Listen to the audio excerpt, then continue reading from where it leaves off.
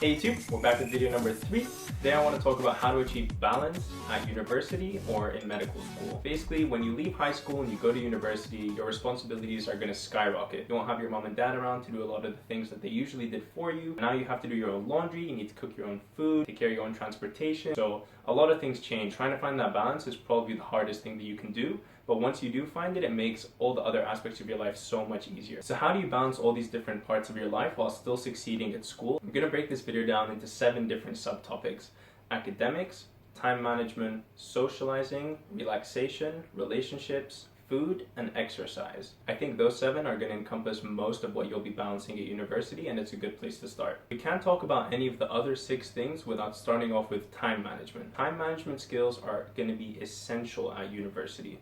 I know there's a lot of people who get away with doing things last second, but that leads to a lot of stress and potentially doing worse in your academics than you would like. What do I do to manage my time? Making plans is extremely important. So using a calendar and inputting all the things that I plan to do that day in my calendar. Also, to-do list. When you make a to-do list, it's very important for me to put a small box next to the thing that I write down so that I can tick it off in the end. The actual action of ticking makes you feel so good, even if it's something small. Very importantly is making sure that it's realistic. A lot of the times people will add so many tasks and so many objectives on their list that they can't actually complete in a day. You need to be honest with yourself and realize how much work you can do so that you can finish it, tick it off, and move on. Okay, academics. At least for me, my philosophy is that my work comes first. Academics are the most important thing that I'm doing right now. I can't become a doctor if I don't study hard, learn the material, and pass all of my exams. You want to make yourself proud, you want to make your parents proud, and you want to do well. When I'm done with my tutorials or lectures or workshops at school,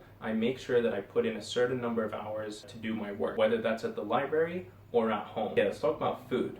So food is one of my favorites actually because I really enjoy cooking, and a lot of people will say cooking food is so hard, it takes so much time, I don't know how to do it. But after you've been in the kitchen for a while and you've developed a couple of recipes that you can have in a reservoir, it becomes so simple. Carbs, proteins, and vegetables. So when I cook, it's important to say that I always cook in bulk. If I'm making chicken breasts, I cook 5 chicken breasts at a time, and I cook a mountain of vegetables on top of those. If I'm cooking pasta, I finish the whole pack of pasta. I cook it at once, and I just store it in Tupperwares and have it throughout the week. Cooking in bulk really helps save on both time and money. And trust me, it's not as hard as you think. If you guys want, I can make some videos on cooking and that might be able to help you out. Okay, so I'm mid-editing and I realized that I forgot to talk about exercise. Exercise is something that I find really fun during my week. I play basketball with my high school friends at a local leisure center, and I also go to the gym 2 to 3 times a week. I personally find that exercise is a very good way to relieve stress. It's a very good way to have a break from my academic life, from seeing other people.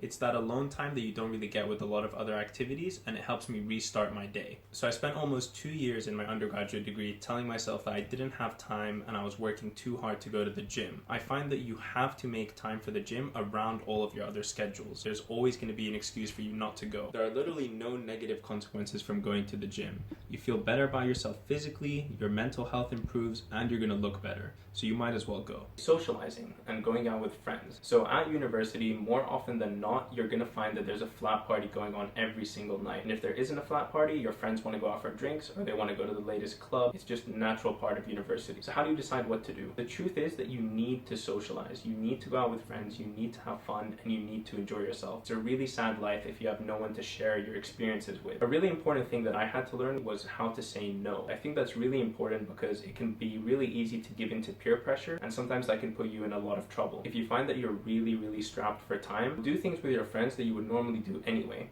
If you're gonna have lunch or you're gonna have dinner, you might as well be doing it with your friends. The amount that you can socialize really depends on how much work you have. So just know when to say yes and when to say no. Do what really makes you happy. Trust me, it's not worth hanging out with people who you don't like or you don't care about or who don't show you enough respect. Find people who you truly care about, who make you happy, and spend time with them. Also do the activities that you enjoy. If your friends are pressuring you to go to some event that you really don't like, you don't have to go. It's all about balance. Just find a balance that works for you.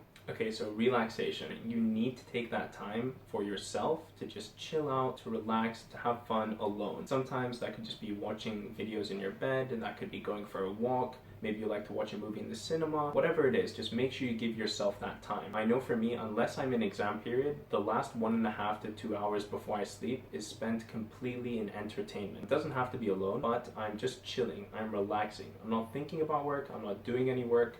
And it's not occupying me. Relationships at university. Relationships at university can be difficult sometimes. They're quite a large emotional commitment and also a time commitment. But it's really nice to be able to share your experiences with someone, to come home at the end of the day and tell someone how your classes were, how your labs were, all the people you met, what you did. You're there to support each other. If you want to make sure that your relationship doesn't turn into a negative thing during your university experience, it's important that you and your partner are on the same page. You need to tell them how much work you have, and usually that needs to be comparable to how much work they have too. Because if one of you is super busy and the other one is free, then maybe they'll want you to go out more, they'll want to see you more often, and you might not be able to provide that. It's really important that you maintain open communication, talk about everything that's going on. If you have distance between you as well, communication becomes even more important. So those are my best tips on how to succeed and find balance at university. If you like this video, feel free to leave a thumbs up. Also subscribe to the channel if you want to see more videos from me. Please leave a comment down below if there are any other ideas that you want me to make videos on. And also don't forget to follow me on Instagram. Anyway, that's it for me, and I'll see you guys in the next one. Peace.